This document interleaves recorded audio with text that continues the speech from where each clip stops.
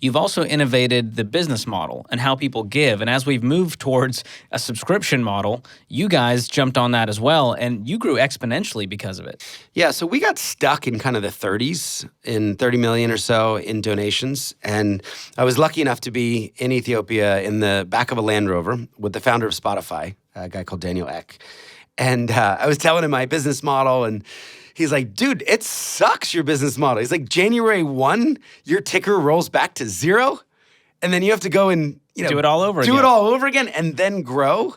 He said, I acquire a user and I just build on my base. I want to acquire a Spotify, member for life and deliver value and content over life. So I remember, thinking, okay, well, to sponsor a child, they've been doing that for years, but I don't have a child who can write letters. So what's my product? So eventually I just came back from that trip and said, okay, I'm going to start it. And we launched this community called The Spring.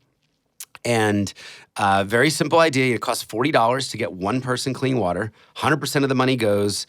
And we said there's a lot of people that could do 2 Netflixes a month. There's a lot of people that could do 1 Netflix a month for clean water.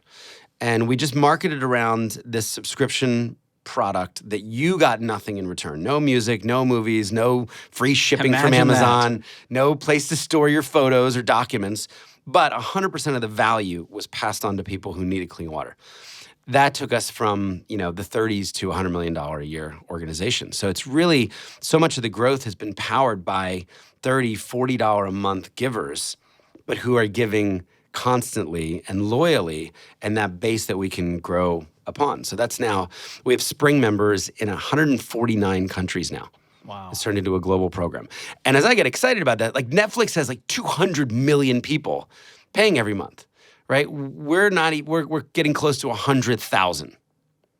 So the opportunity is so big. Surely there are 1 million people who can care about clean water every single month. Right? Well, that would 10x our impact. What about 10 million people? So that's where I think the growth is going to come from. Netflix and Spotify to go, hey, do you want to add $5 for clean water? Oh my gosh, or $5. That would be amazing. It would be. We've asked. No luck yet. I think it hurts the conversion funnel. Sure. Well, my wife and I are a part of the Spring, and it's an honor to support such an amazing mission. And one thing you've done really well is built a tribe around a problem that you're trying to solve. And a lot of the past charities that you've seen, the old school commercials, you give out of pity.